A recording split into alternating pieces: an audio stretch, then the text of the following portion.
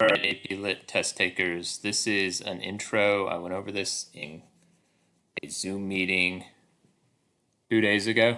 And so I wanted to make sure those of you who didn't attend the Zoom meeting had this resource to look at. So here is a screencast about taking the AP Lit test.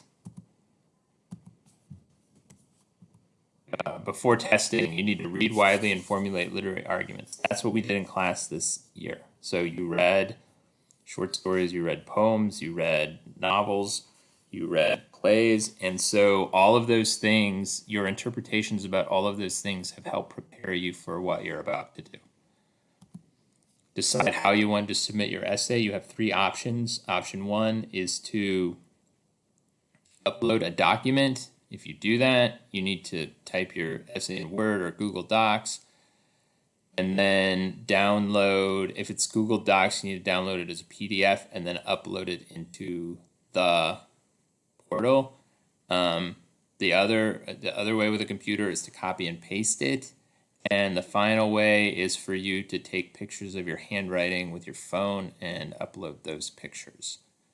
In that case, you can submit up to 5 pages, but each picture has to be a separate page. So don't lay out all 5 pages and then take a picture of it. It's got to be 5 separate pages.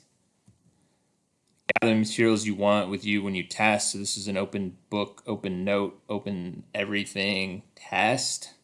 So if you want a list of literary terms, if you want past essays that you've read, all of those things are great to have near you, but don't overload yourself. The best thing you can do is read carefully and annotate the prompt. So I recommend that you print out the prompt, read it, and annotate it. Practice using the AP demo. You can go online and you can go to the College Board website and they have a demo you can use to practice submitting your essay and to see what the timer looks like. And that's very helpful. So do the demo and then review past prompts. I have the list for those of you who are reviewing. Those are all up there. Just read through, read the sample papers, think about how you would respond with a literary argument to those prompts. The one I'm talking about today, or that I talked about 2 days ago, was the 2013 prompt. This was the D.H. Lawrence prompt taken from the novel The Rainbow. It's a 1915 novel. It was an interesting passage and also sort of emblematic of what's going on. To me, the prose analysis reveal generally things about character, either characters' perspective on things, characters themselves, or a character's attitude towards something. So I think this is a good one to look at and to review. So go ahead and get it out and look at it if you have it printed out. If you don't have it printed out, pause this lesson, print it out, read it, and annotate it. Right. The writing task is also the reading task. That means while you're reading, you should think in the back of your mind, what is this literary argument? What am I looking for? What lens am I supposed to use to understand this example, this whatever few paragraphs of prose that the College Board has decided is important. So the writing task is to analyze how Lawrence employs literary devices to characterize the woman and capture her situation. So here you have the idea of character, okay? But you have 2 parts. That is what an and does. So you want to think about her situation in the passage and what you understand about the character after you've read it. Okay? This is a pretty straightforward prompt. All right. Now, when you get to the opening paragraph, it opens with, "It was enough for the men." Take a look at this. So the prompt says it's about characterizing a woman, but the opening paragraph is all about men. Well, what does that mean? Well, if you look at the first word of the second paragraph, it's "but the woman." So all of these the whole opening paragraph is a way to describe what the woman does not want to be,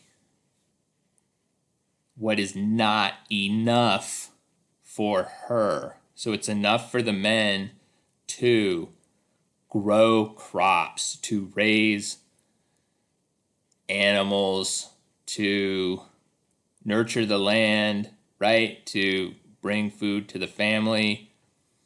And it's the land itself is enough, but it's not enough for the woman. All right. I just answered that. All right. Second paragraph.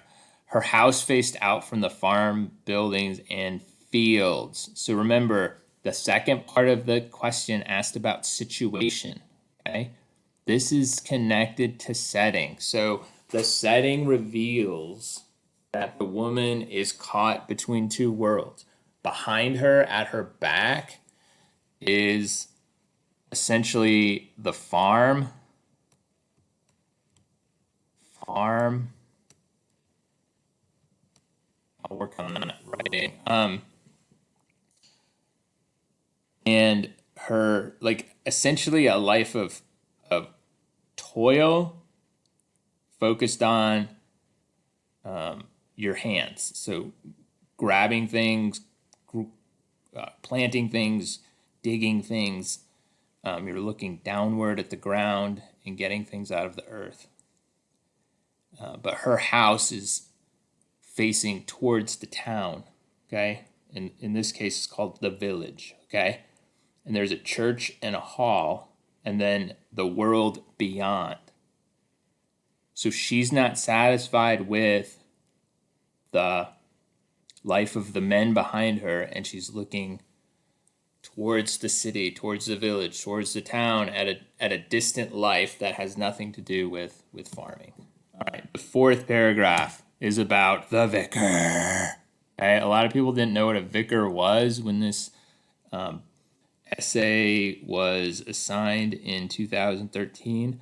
A vicar is essentially a town minister who he's got a house attached to the church, and his job is to obviously deliver sermons every Sunday and minister to the town. Essentially, it's like a low-level gentleman sort of thing. But anyway, vicars have to have gone to college, okay? So they have to have gone to university, and that's an important notion here. So what she concludes about the vicar is that her husband rules over the cattle, but the vicar rules over her husband, okay? So you've got a cow is less than husband.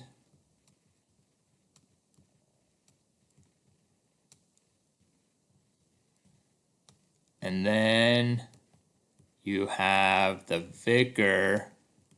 So it's a little math here for ye. All right. Then you've got the vicar is over her husband. Okay. And this brings you to the big takeaway from this. The woman is not going to be satisfied with her life with her husband and raising her kids in the normal, like, let's be a farmer all the time sort of way. She is much more concerned with gaining knowledge, which the vicar represents, having gone to university and have this learning. He's got this dominion over the farm workers. So it signals what this woman's going to be about. She's on a quest for knowledge, and she wants that knowledge either for herself or for her children. So if it can't be for her, then she's going to raise her children in a way in this life of the mind rather than the life of the soil. So this is like why the novel The Rainbow is important in the first place. And I could talk more about that if you want, but just email me. And it's not appropriate here. But AP Lit, this is what it focuses on. Character, setting, plot and structure, narrator and speaker, diction, imagery, symbols, comparison of things, And then in the end, you want to use all of those things to develop textually substantiated arguments about interpretations of a portion or whole text. This is what the whole school year has been about. And so don't think you have to know fancy literary devices to get a high score on this exam. You just need a textually substantiated argument, and then you need to focus on these things. Character is enough. Setting is enough, okay? You're not going to look at plot and structure, except as I identified that this passage sets the plot of the novel on a trajectory where the woman is searching for something. Okay, I hope this is helpful. If you have any questions, email me. I'll be happy to hear from you. Good luck on the test.